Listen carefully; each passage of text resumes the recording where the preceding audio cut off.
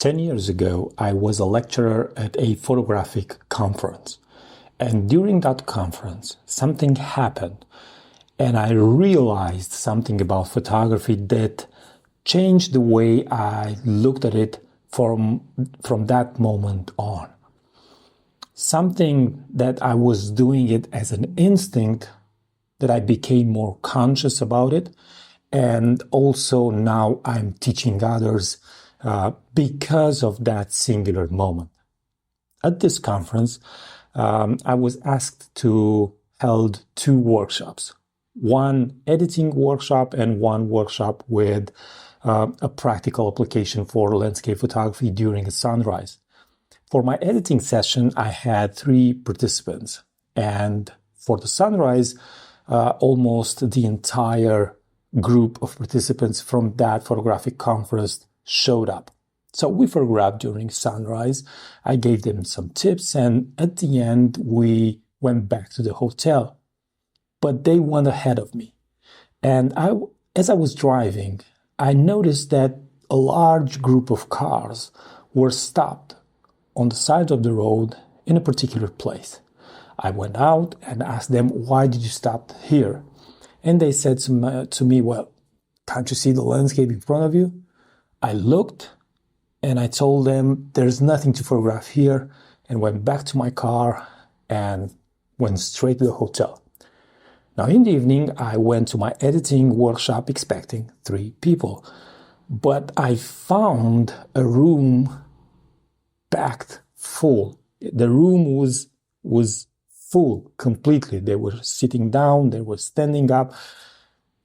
I held the presentation, and at the end, during the Q&A session, I asked what happened. There were only 3 persons. What happened? And one of them told me that, you remember this morning when we stopped, we told you, look how beautiful the landscape was. You told us that there's nothing to photograph. Well, after you left, we discussed how arrogant you were that morning. But we went back to the hotel, we looked at our photos, and there was nothing interesting at our photos.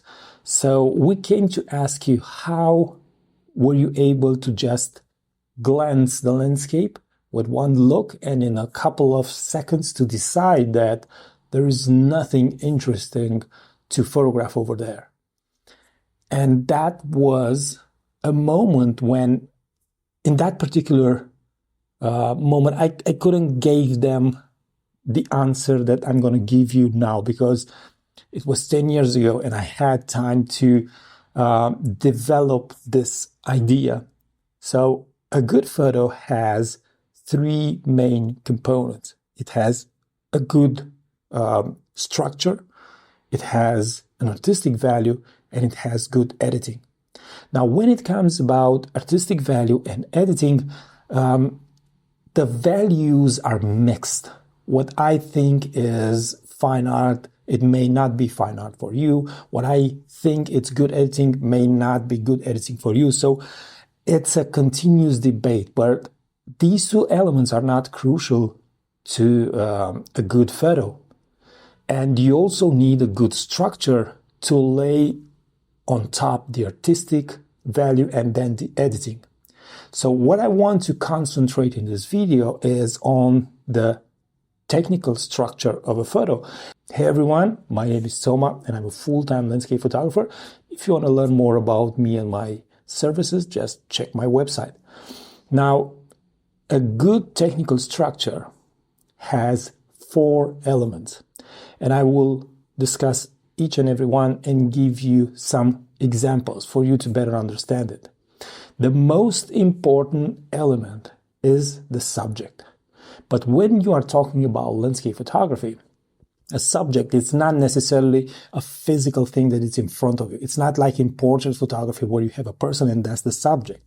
In landscape photography, you can have something physical like a forest, a tree, a mountain, but you can also have things that are not necessarily as physical. For example, how the light enters the forest, how the light shines on the top of a mountain peak, how snow falls, how beautiful the river winds over there in the distance, and how the lights fell in.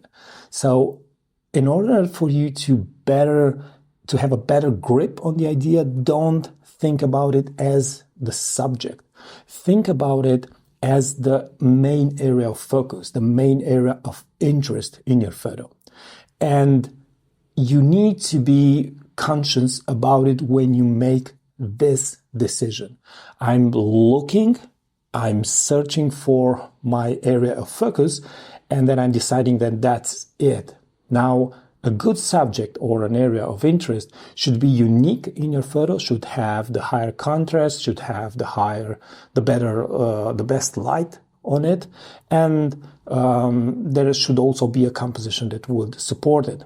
And here are some good examples of areas of focus.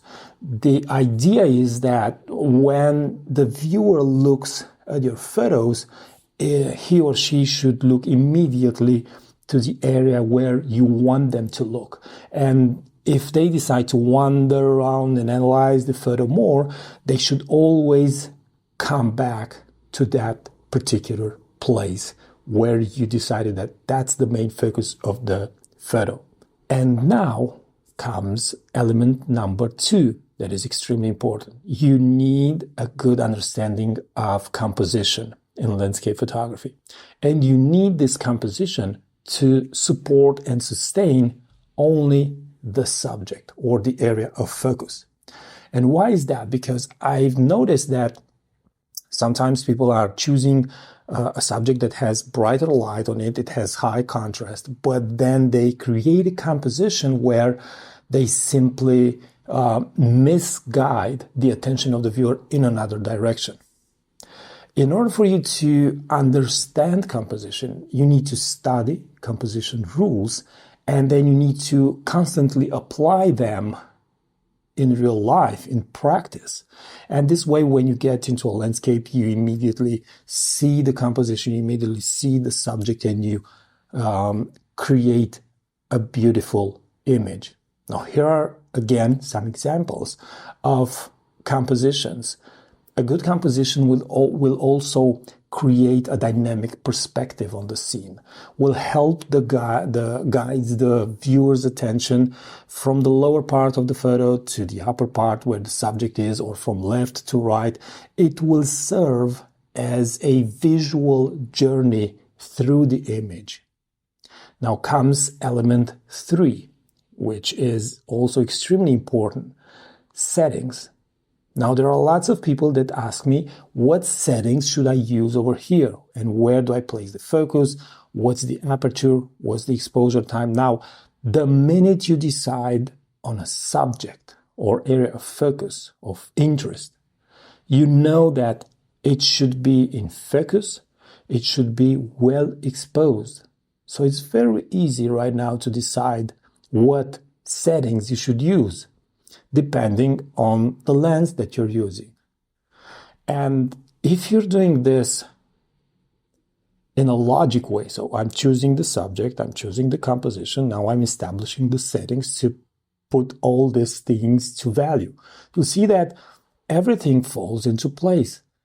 And you get these beautiful images where you maybe get drama right from the start. For example, I like to photograph in a dramatic way. I like to have light only on my subject, especially during sunrise or sunsets, or when it's a stormy weather outside. And if I'm exposing for the subject, then all the other areas become darker. I'm not photographing underexposed. I'm photographing exposing specifically for the subject. The first 3 elements you can control, but the 4th element, it's something that you can control it, but you can wait for it. That is good weather and good light. It doesn't matter what your subject is, your composition, your settings. If the weather is not good, the photo's not good. And what does it mean, good weather? Usually when people decide to stay inside their homes, that's good weather for photography. When it's stormy outside, when it's dark and gloomy, when during sunrise, during sunset, before sunrise, after sunset, during blue hours. So there are these really dramatic and powerful, really powerful moments of light and weather. Those are the moments when you should be outside, but you should not photograph everything. You should be patient and wait for the light to fall specifically on your subject. Now, if you want to learn more about photography and landscape photography, I have an ebook on my website. I also have photo tours and workshops. But if you decide to photograph on your own, remember this: keep on photographing. It's the only way to get better. Thanks for watching and thanks for your time. Bye-bye.